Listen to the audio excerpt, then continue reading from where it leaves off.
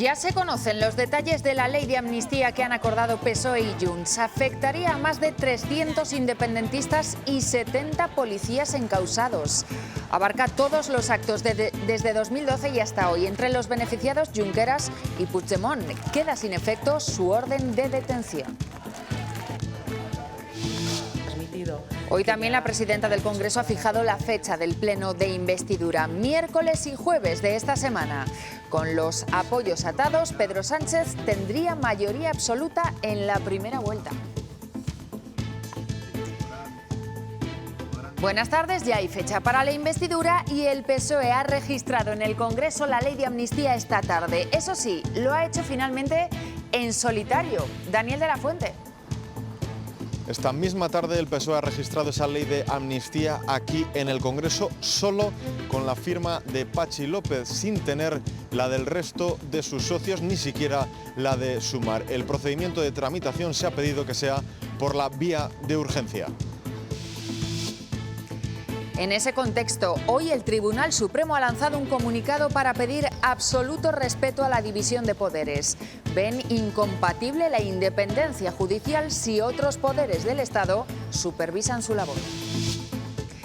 La llaman la droga zombie por cómo deja a miles de adictos en Estados Unidos. El fentanilo se ha convertido en un problema de salud pública allí. En España se receta con muchísima cautela a los pacientes más necesitados. Hoy hablamos con una de ellos. Está sometido a muchísimos controles. Un visado, tu DNI y la receta del médico. Se vienen a incautar como 30, 40 gramos al año, que no tiene nada que ver con los millones de pastillas que incauta Estados Unidos procedente del mercado negro mexicano. En León ingresa en prisión un hombre por estafarle 15.000 euros a una mujer a través de llamadas telefónicas. Se aprovechaba de su vulnerabilidad para convencerla de que le diera dinero, falseando situaciones de máxima necesidad. Temperaturas sin muchos cambios mañana, día de cielos nubosos, algo más despejado por la tarde y nieblas persistentes en el entorno de Sanabria y también en la cordillera cantábrica. El PSOE en solitario ha registrado esta tarde en el Congreso la proposición de ley de amnistía. Afectaría a todos los implicados en el Prusés. Eso supone que quedarían sin cargos 300 independentistas y más de 70 policías que tienen causas abiertas por la represión del referéndum. También se benefician de la norma Junqueras y Puigdemont, que dejaría de estar en busca y captura. Daniel. La ley de amnistía se ha solicitado que se tramite por el procedimiento de urgencia y abarca el periodo temporal del 1 de enero de 2012 hasta hoy, 13 de noviembre de 2023. No figuran nombres o casos concretos, pero por los delitos que se perdonan sabemos que se verían beneficiados independentistas como Oriol Junqueras, Carmen Forcadell o el propio Carles Puigdemont, que quedaría libre. En ese texto tampoco figura el concepto de lawfare, o lo que es lo mismo, que hubo persecución judicial por motivos políticos, algo que en los últimos días ha hecho que la justicia mostrase su rechazo frontal. El texto de la proposición de ley defiende que la amnistía tiene una doble legitimidad. Por un lado, la constitucionalidad de la medida y por otro, la necesidad de abordar una situación excepcional en pro del interés general. Es la justificación del preámbulo, al que le siguen 16 artículos que acotan la medida desde el 1 de enero de 2012 al 13 de noviembre de 2023. Establece la extinción de responsabilidad penal administrativa y contable de los actos cometidos para reivindicar, promover o procurar la secesión o independencia de Cataluña. Exonera los delitos de la consulta de 2014, del referéndum ilegal de 2017 y de las protestas tras las revueltas por la sentencia del Procés. Beneficia a más de 300 independentistas, entre ellos los líderes políticos, cargos intermedios y funcionarios. También se aplicará a los miembros de Tsunami Democratic y de los CDRs procesados por terrorismo. Termina con la inhabilitación de los indultados y elimina las órdenes de búsqueda y captura de los prófugos como Carles Puigdemont. Además, no tendrán que devolver el dinero que les reclama el Tribunal de Cuentas por desviar fondos públicos para el referéndum. También podrían acogerse a la medida agentes de policía con causas abiertas por la represión del 1 de octubre. La proposición recoge que la amnistía se aplicará a cada caso en un plazo máximo de 2 meses desde su entrada en vigor y que no podrá suspenderse al presentar recursos judiciales. Se lo decíamos, la proposición ha llegado al Congreso solo con la firma del PSOE. Ningún otro partido les ha acompañado. El ministro de la Presidencia en funciones ha evitado explicar por qué. Ha sido en una comparecencia hace apenas unos minutos en la que ha defendido la constitucionalidad y la necesidad de esa amnistía.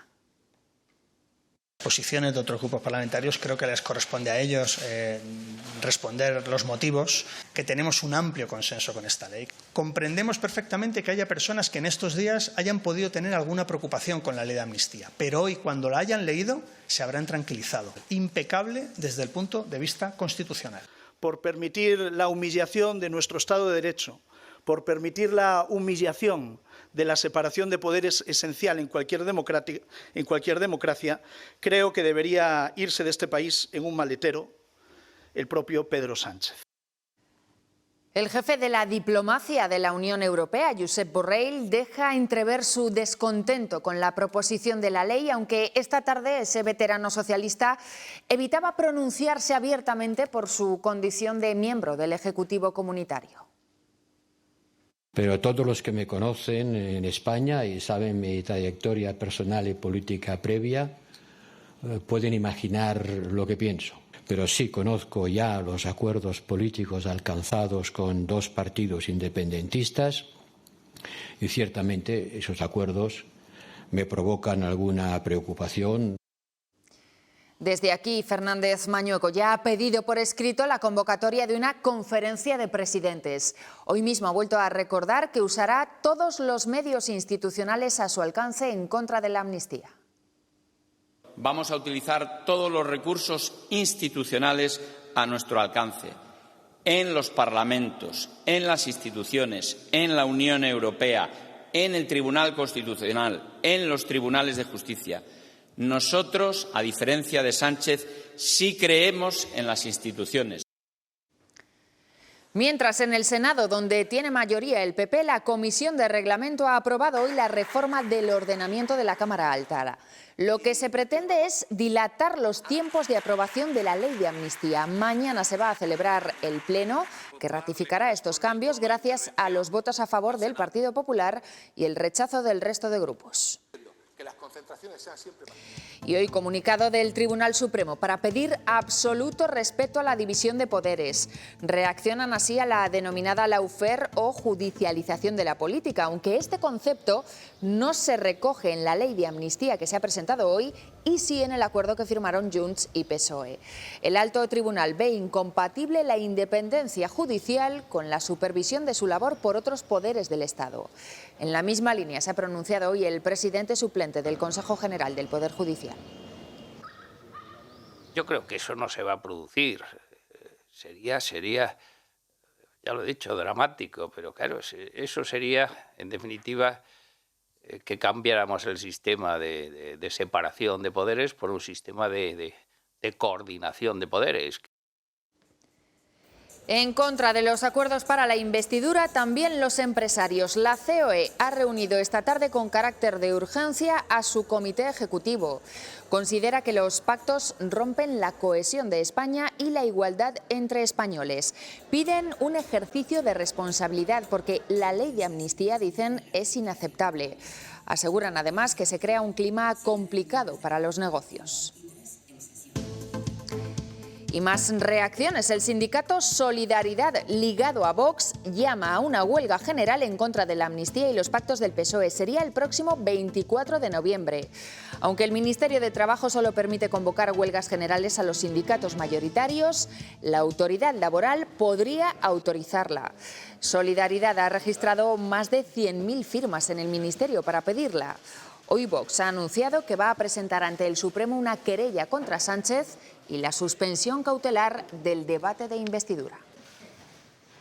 Y esta investidura no se va a producir como una investidura más, como si no ocurriera nada. Toda España va a ver, toda Europa va a ver, todo el mundo va a ver lo que significa la investidura de Pedro Sánchez y la gigantesca reacción del pueblo español que se está produciendo. Y en el acuerdo que firmaron la semana pasada PSOE y Junts, se plantea también un cambio en la financiación. Se negociará la petición de los independentistas de ceder a Cataluña el 100% de los tributos que se pagan allí. Una especie de cupo foral similar al de País Vasco y Navarra. Los inspectores de Hacienda rechazan esta idea. El acuerdo de investidura abre el diálogo a la cesión a la Generalitat del 100% de los impuestos que se recaudan en Cataluña. Eso, alertan los inspectores de Hacienda, es inconstitucional y rompe el principio de caja única. De llevarse a cabo, se produciría un fraccionamiento de la agencia tributaria. Eso va a producir graves perjuicios para todos los ciudadanos de España, tanto en la aplicación de los impuestos como en la lucha contra el fraude fiscal. El diseño de un cupo que confiere a Cataluña unas singularidades tributarias como las que ahora mismo tienen País Vasco y Navarra, rompe también el principio de solidaridad. Premia a las comunidades autónomas que más han endeudado, castiga a las que se han endeudado menos, como Castilla y León. Pero además pone en riesgo la financiación de las comunidades autónomas que reciben más de lo que aportan. Imposibilita lo que realmente es trascendente, que es la reforma del sistema de financiación que lleva pendiente 9 años. Es decir, que se quiebra el principio de garantía de servicios públicos. Porque Cataluña no va a aportar los fondos que ahora mismo está aportando para que el resto de las comunidades autónomas tengan los mismos servicios independientemente de donde viva el ciudadano. Un traje a la medida que también afectaría a los propios funcionarios de la Hacienda Pública. Y esta mañana ya se ha conocido la fecha del debate de investidura de Pedro Sánchez. 15 y 16 de noviembre. Este miércoles y jueves, el Congreso acoge un pleno del que, si nada cambia, saldrá investido el presidente del Gobierno. Hemos preguntado a los diputados nacionales de Castilla y León qué esperan de esa sesión y esto es lo que nos han dicho.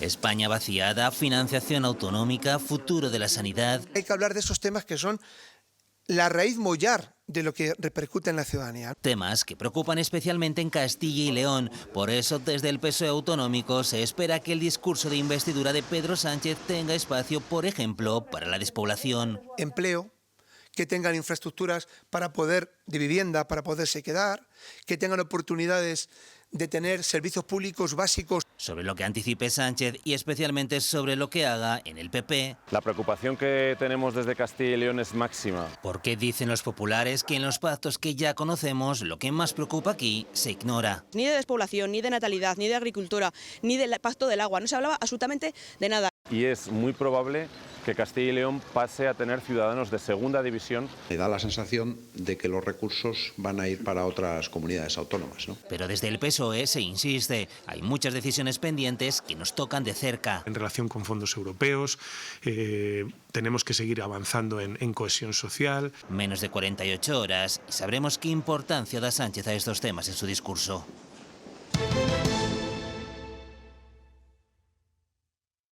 ¿Por qué ese ataque se ha denostado cuando los datos están ahí? Yo me informé simplemente busqué el informe del Ministerio de Sanidad y digo, la metadona provoca más problemas en urgencias que el fentanilo.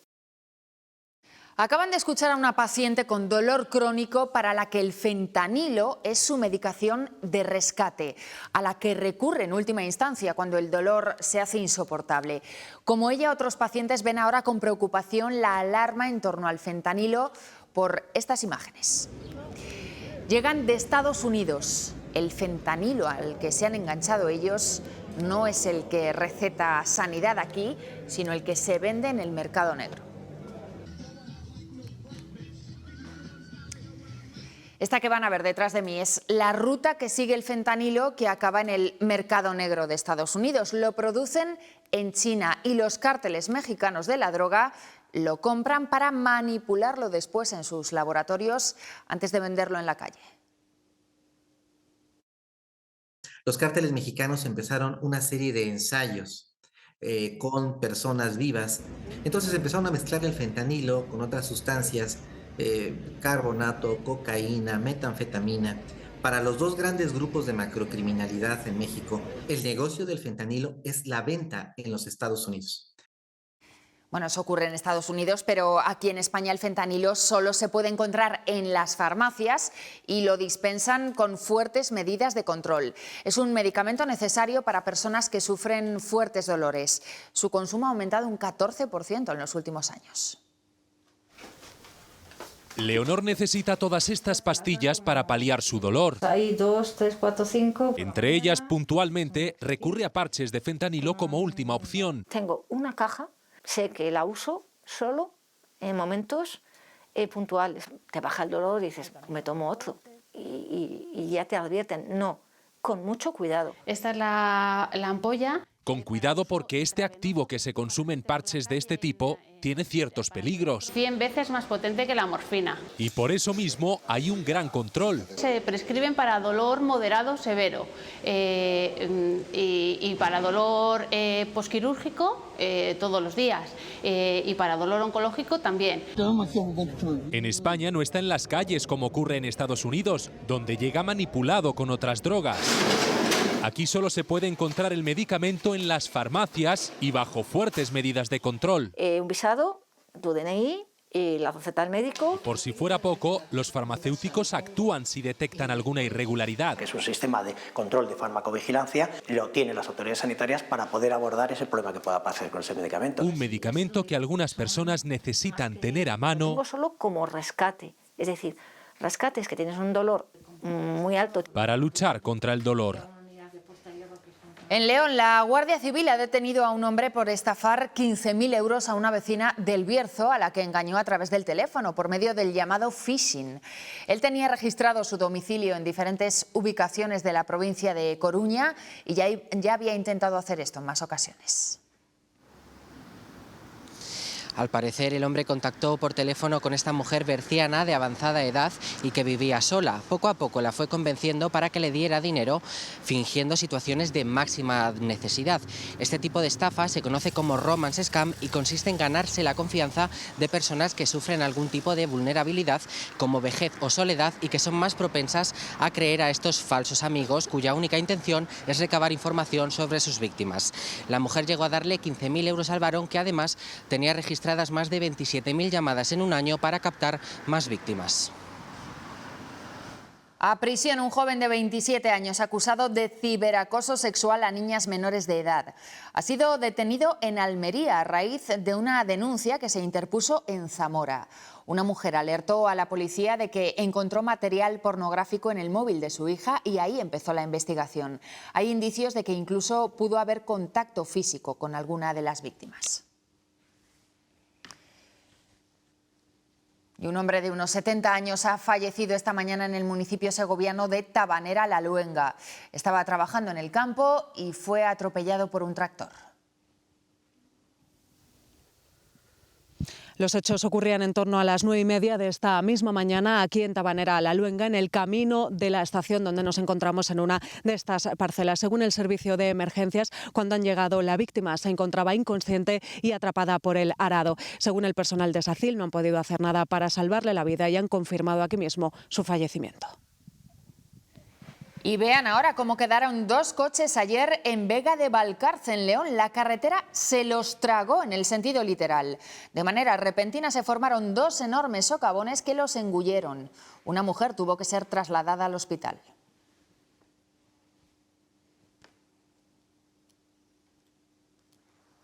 De los últimos días, la madrugada del domingo, la calzada de la carretera que une la Fava con la Cernada se abrió literalmente, provocando que dos coches se hundieran en dos grandes socavones. Como consecuencia, dos personas resultaron heridas por contusiones. Viajaban en un mismo vehículo cuando la carretera se abrió. Minutos después, a escasos metros, el asfalto engullía el todoterreno que su hijo había dejado aparcado cuando iba a socorrerles. Se da la circunstancia de que esta es la única vía de acceso al municipio y que días antes los vecinos habían alertado a la Diputación de León de que la carretera se encontraba anegada debido a un atasco de la tubería. En estos momentos los socavones ya han sido cubiertos, la vía está abierta y dicen desde el Servicio de Infraestructuras de la Diputación de León que sin ningún peligro para la circulación. Más imágenes. Hoy en el exterior, las banderas de las sedes de la ONU ondean a media asta en memoria de sus 101 trabajadores muertos en el conflicto entre Hamás e Israel. Precisamente allí algunos hospitales ya están fuera de servicio por falta de suministro y en el de Al-Shifa, el más grande de la franja, han suspendido operaciones y han comenzado a desconectar las incubadoras de bebés prematuros. Ellos son españoles que han conseguido salir de Gaza hacia Egipto después de abrirse esta madrugada el paso fronterizo de Rafah. Se trata de un grupo de 40 personas, la mitad son menores. Desde Bruselas, el ministro de Exteriores en funciones, José Manuel Álvarez, ha anunciado que mañana serán evacuados otros 80 españoles. Tenemos ya autorización por parte de Israel para que mañana haya un segundo contingente de en torno a unos 80 y que de esta forma puedan ir abandonando Gaza todos aquellos hispano-palestinos y sus familiares que así lo deseen. Sorpresa en Reino Unido. El ex primer ministro, el conservador David Cameron, vuelve a la política. Será el próximo titular de Exteriores. Rishi Sunak ha cesado al ministro que ocupaba esa cartera. Cameron renunció en 2016 después de impulsar el Brexit, que supuso la salida de Reino Unido de la Unión Europea.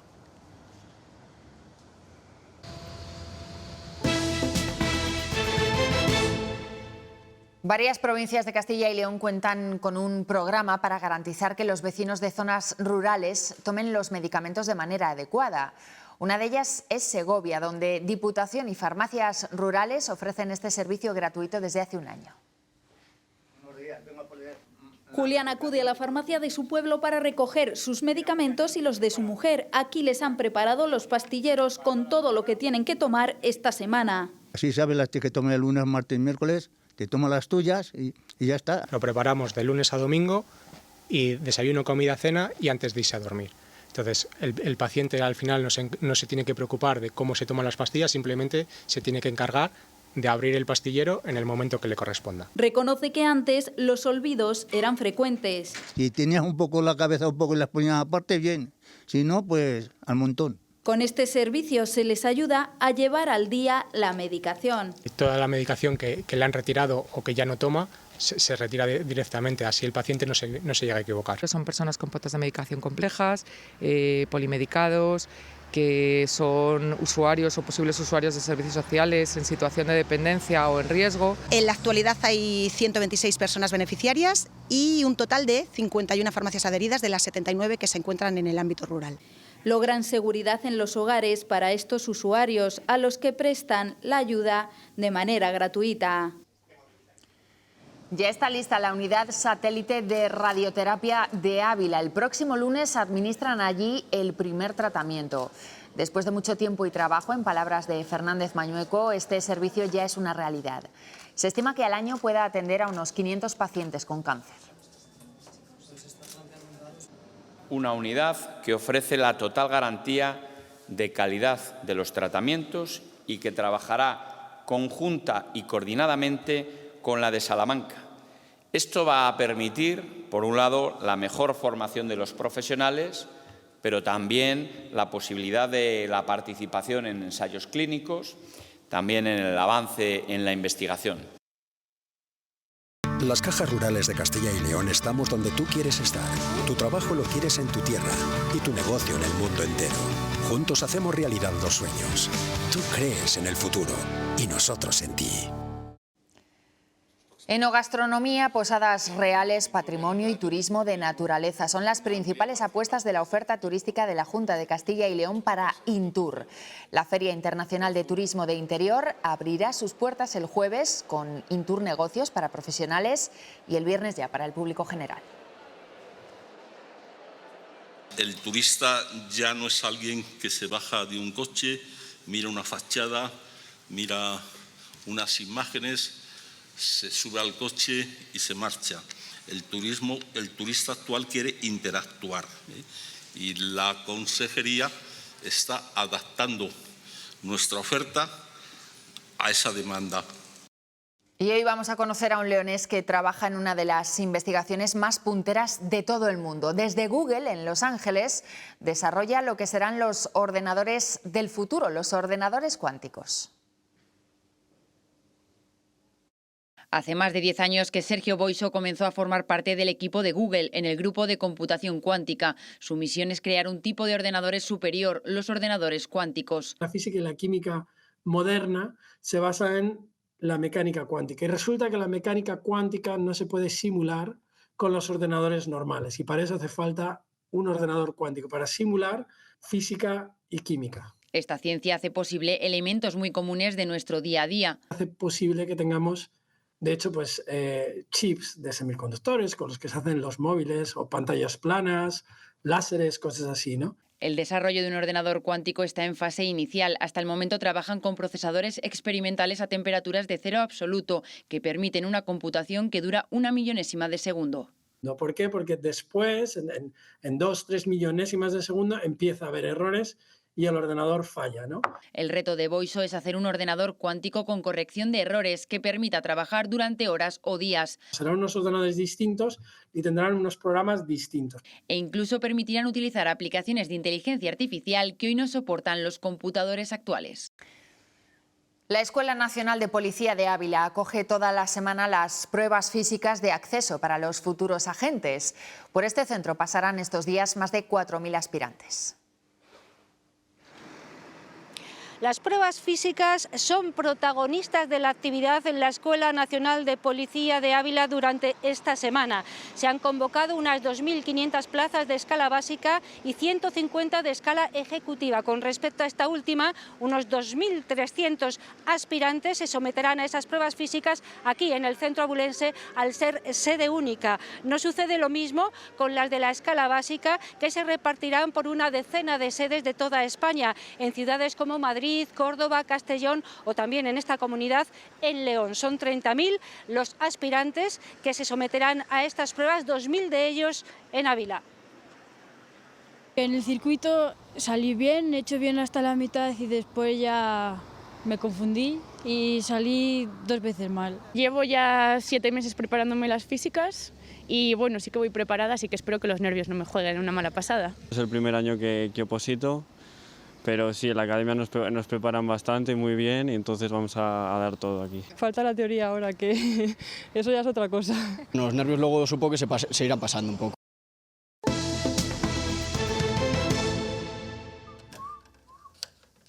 ...55 ejemplares de urogallo tiene actualmente este centro ubicado en León. Tenemos ejemplares que proceden de la zona de Alto Sil, de la Ciana, y también ejemplares de Pirineos. Por otro lado, tenemos ejemplares procedentes de Centro Europa, que son ejemplares que se utilizan exclusivamente para aprender las técnicas de cría. Para conseguir que la especie se reproduzca utilizan 2 métodos, mediante reproducción natural y asistida. Hemos empezado a realizar o a poner a punto el protocolo de inseminación artificial y hemos obtenido 5 pollitos que eclosionaron a partir de esta técnica. En sus 2 años de actividad han conseguido muy buenos resultados que se asemejan a las cifras de otros centros referentes en Europa. Normalmente los porcentajes de referencia que se tiene en los centros de cría urogallo suele ser el 50% de los ejemplares que nacen son los que sobreviven a los 3 meses. Este año hemos sacado 40 ejemplares, el primer año sacamos 10 ejemplares y tenemos unos porcentajes de supervivencia muy parecidos a centros muy prestigiosos de Centro Europa, como por ejemplo en Polonia, que llevan 20 años criando. Una de las claves de su éxito es el uso de técnicas de habituación que permiten que estas aves se acostumbren a los seres humanos y a la cautividad, lo que hacen que bajen sus niveles de estrés y facilite ese proceso de reproducción. El zamorano Javier Carpintero expone en Palermo, en Italia, una obra que recuerda y homenajea la natividad del pintor italiano Caravaggio.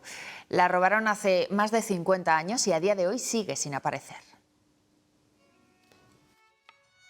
Es la obra del zamorano Javier Carpintero. Expuesta en el Oratorio de San Lorenzo en Palermo, busca ser todo un homenaje a la obra del pintor italiano Caravaggio, La Natività, robada en el año 1969. Es muy especial, sobre todo para mí, que amo a Caravaggio, me parece el pintor más revolucionario quizá de todos los tiempos. Una obra muy especial para él, ya que ha intervenido sobre el bastidor original de este cuadro robado y que nunca fue encontrado. La imagen que veis es el bastidor original en el que estaba la pintura.